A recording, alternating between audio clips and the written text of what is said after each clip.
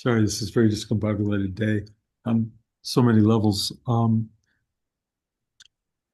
As I described earlier, um, my son's dog, his wife's dog, is missing, and that started this morning. And I got a phone call in the middle of this from our neighbor, thinking it might be they found the dog, but in fact, as I just read the message, it was that they were open to helping search. But it did make me wonder if I should interrupt the class to hear the message rather than keep teaching. But the teaching seemed more important. And the message is that they're just going to help. But the talk today was going to be, as of last week, based on a question that one of my students and friends had asked about what does Rudy's line, pain is God's love, mean? And a lot of you responded to that question. What does, how does uh, pain and God's love go together? And so I thought I would read a couple of things that I heard from people, and then I will talk a little bit about it. Um, One person said, experiencing pain, it makes me realize that when I didn't have pain, that emphasis, the blessing and joy in the absence of pain. Okay. Pain necessitates a focused attention on the specific part of the body that is suffering. This awareness allows me to provide extra care, emotion, and healing. Bless you. Healing for the areas that may have been previously ignored, overused, or dismissed. In this sense, I believe that pain reveals a necessary reality. Um, as a child of 10, Rudy described a vision of a great beam of light with a voice that said, the pain and torture that you are bearing, suspected to be subjected, so try again. The pain and torture that you are being subjected to is the expression of my love for you. You must understand that you are praying, that you are paying for something which is in later life will give you much peace and love to you and to many other people. Rudy was also said to have said, pain is intense food. One should never indulge in such nourishment by choice, but if it is what life brings you, one should eat what is given, not what one wishes. One more from Rudy. The only way to be free of pain is to digest it. You eat the pain and you become free. One great symbol of that is Jesus being crucified. He was not being punished, he was being freed.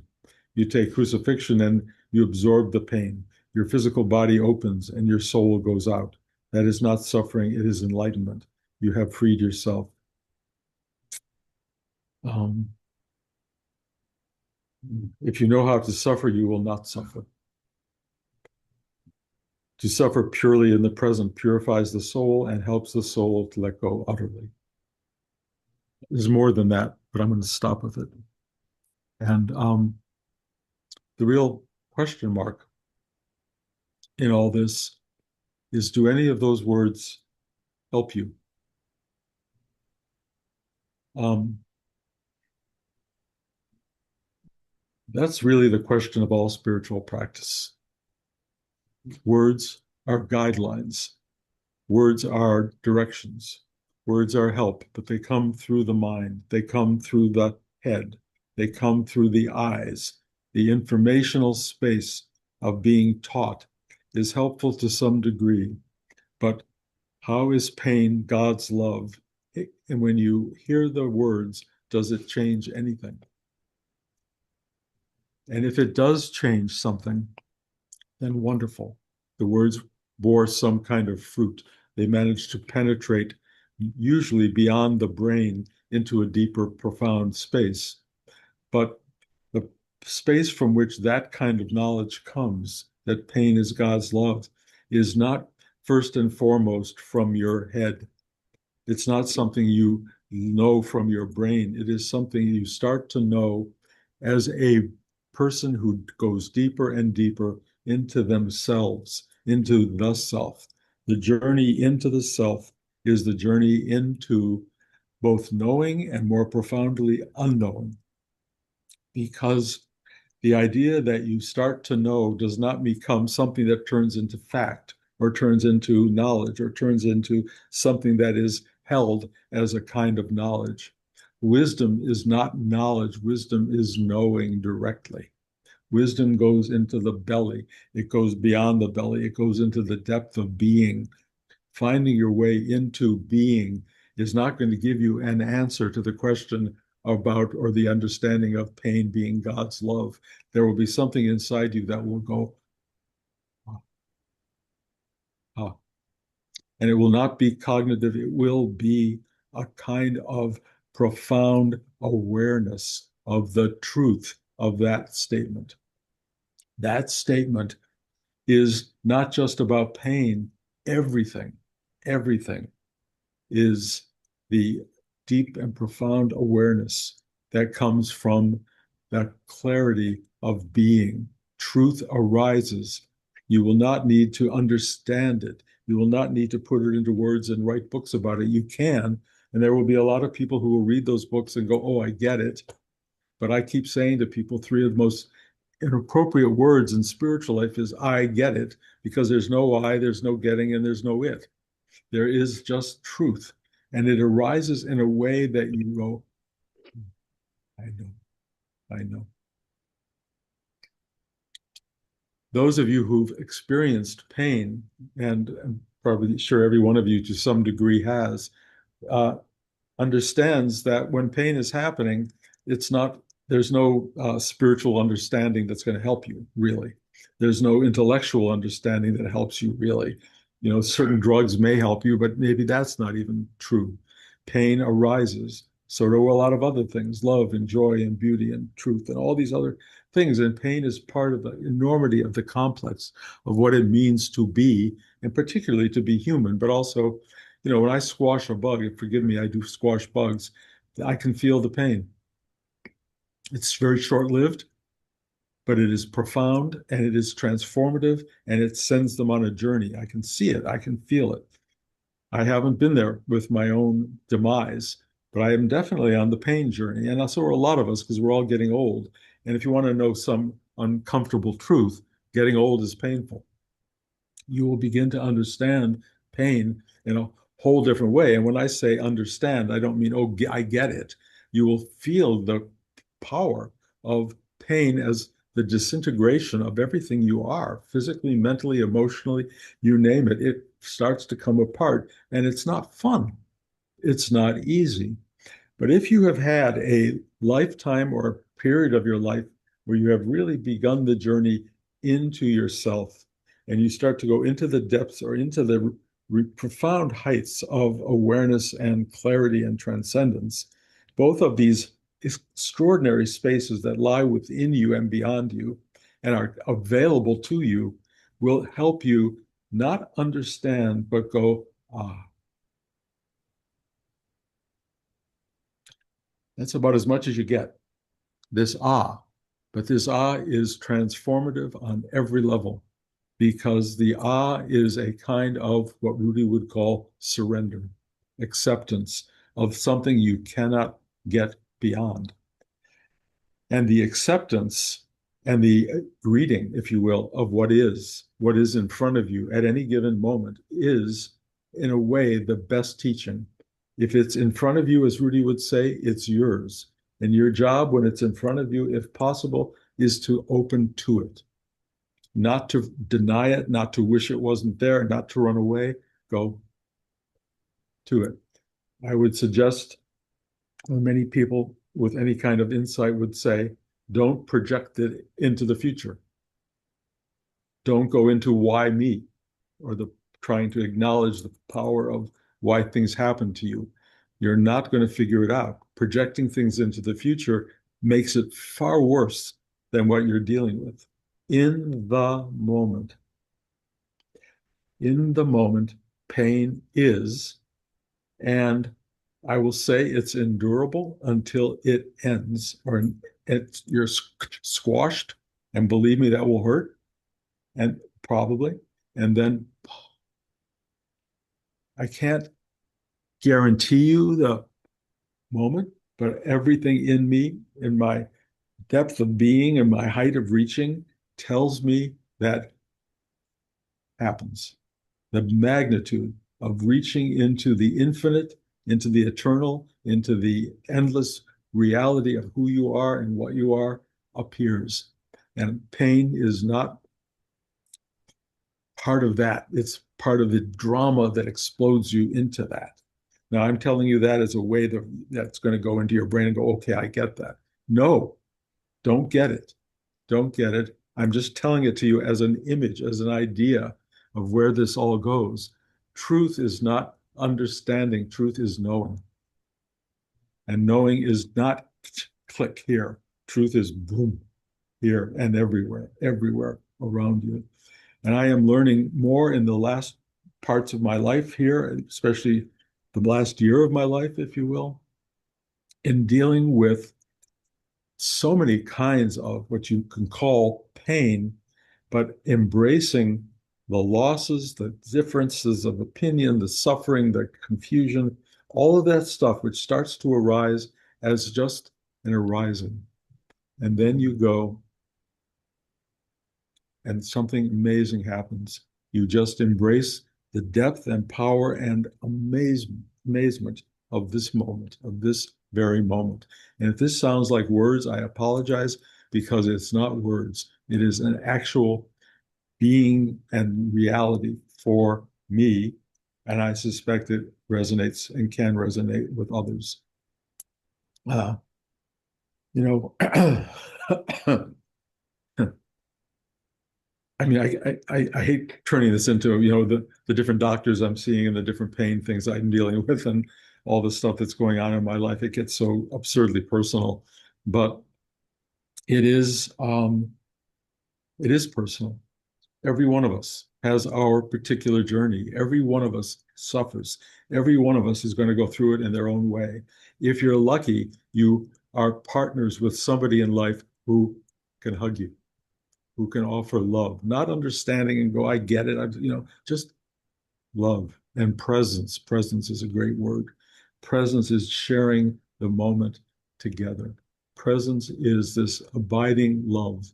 And having a partner to do that with is one of the greatest things ever. And I know it directly because my partner and I have this remarkable, unbelievable connectivity in the depth of transformative experience called Alzheimer's, called getting old, called things falling apart in your bodies.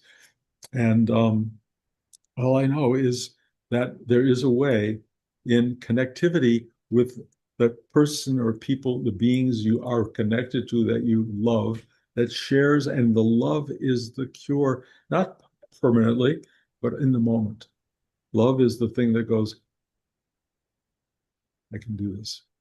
I can bear this. But then let me say, when you have no partner in the world, and this happens, of course, for many people, when there is no partner in the materialized sense, there is the partner of endless, eternal connectivity to yourself. That's the great partner. Yourself, and I'm telling you, I don't know if you've all met yourself, but it is, I use the word it, I don't know what else to say. It is beyond awe. It is everything there is, all happening as we speak, beyond what we speak. No time, no space, nothing can define it or contain it. It is the most remarkable reality that can be imagined, and it just happens to be you. Not you in the huge sense, but the little partnership of your being, your little blade of grass growing in the greatness of this world. That is an amazing thing. You actually are part of this extraordinary partnership, if you will, until you demise, you're gone. And then when you're gone, the partnership doesn't end. You become one with the thing that you were partnered with. There's no separation. There's no you and it. There just is. There just is. So in that enormous space, pain is absorbed, if you will. I'm going to say that. Is that true? It feels like that. Pain and suffering and all the drama goes away.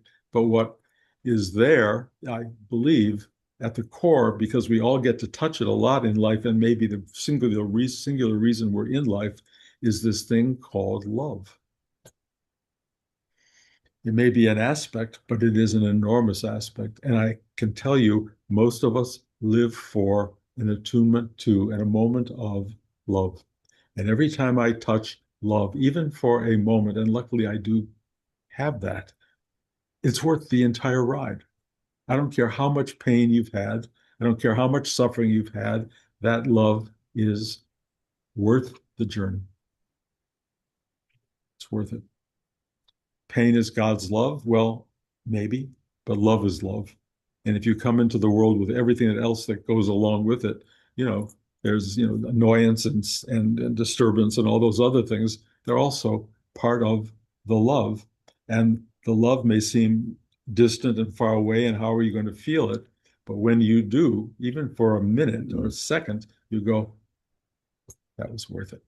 A whole life of touching love is worth it. And touching love is just an indicator of what is the core of the manifested existence that you're in. Touching love is a way of going, wow, that's worthwhile. It's truly beautiful. And so when you have pain, it's not separate from God's love. It is part of it. When you're in it, you don't like it at all. But I can tell you, if you're in great pain, they can give you medication, they can do all these things. But if someone comes over who you love and who loves you and touches you,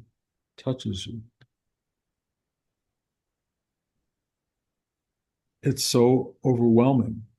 It's so calming. It's so centering. It's so allowing you to remember the reality of your existence that it overcomes all the suffering that's there. Now, the suffering may come back a minute later, but if you can attune yourself to that love inside, it's everything. I wrote a movie, Ghost, and the last line of the movie is the love inside. You take it with you. That's really important. It's not that you take it with you as much as that is you. The love inside is you. And that is really crucial to know. If you can feel that love and you can believe Patrick Swayze walking away, it's an amazing thing. The love that you have is eternal, and you do take it with you. And if you know that and you trust it and you live with that day to day and you live with it moment to moment, it transforms everything. Everyone that you're with, everywhere you go, everything you do, that love is the teacher. How do you find that love? This meditation practice is one approach. There are many practices. There are many things you can do. The great thing about this is that's exactly what it's moving toward. It's moving toward this depth of being that connects to the source, and the source is that very thing, love. That's why practice is good, because you don't just kind of haphazardly look for it or wish somebody would bring it to you or wish that it would just come up by itself. If you go deep, if you go deep into yourself and you penetrate these densities of your being and these demands of your brain and your mind, and you just get quiet and just center yourself, there it is, just there. It just, and you go, okay. That's what we're looking for, guys. That's what we're here for. Practice is one practice. There are many practices. I can't tell you one is better than another, but I'll tell you if they're all talk and you're trying to get it through that, it's going to be hard. Rudy said, mind is slayer of the soul. I don't know if it's a slayer, but it gets in the way of the soul. That's for sure. So if you can take what I'm saying energetically, if you can take it as a clarity, if you can turn it into sitting still and reaching for and finding what I'm talking about, then it has value. If it's just becoming a fact in your brain that you will write down in a book somewhere, you know, good luck. But to me, that I read so many things online that are spiritual teachings, and I just go, it's just for here. It's just for here. It won't work. You can't satisfy yourself through the written word. You have to find the source of that word. That source is in you and in everybody, including the person who wrote whatever you read. Go to that source. Find your way there. Sit quietly, ask for help to surrender, let the doors open, breathe into it, let it go deeper and higher, and find who and what you are. And you will find that at the core is love, including pain is God's love. So good luck on your journeys. Trust me, you're going to find out whatever I'm saying in some way will speak to you down the road. Use it. Use it well. Thank you. Okay. I answered that question, I think. Anybody have any questions about this? Wow. Bruce, can I just say, there's a couple of different kinds of pain. There's psychic pain. There's, excruciating pain. The pain you're going through looking for the dog. I mean, it's fear-based, and just I know you were talking mostly about physical pain, but Well, yes and no. I mean, I didn't really expand it, but no, I'm talking about everything you're talking about. mm, All kinds of pain. There's a lot of suffering going on in the world. Emotional pain is a yeah, big part of it. Loss, it goes on and on. It's so big as a concept. The physical is pretty intense, but also the others are intense as well.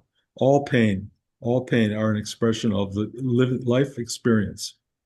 Would you come into life and go through all that for love? It's a question mark for many people. If you know love, I think the answer would be yes.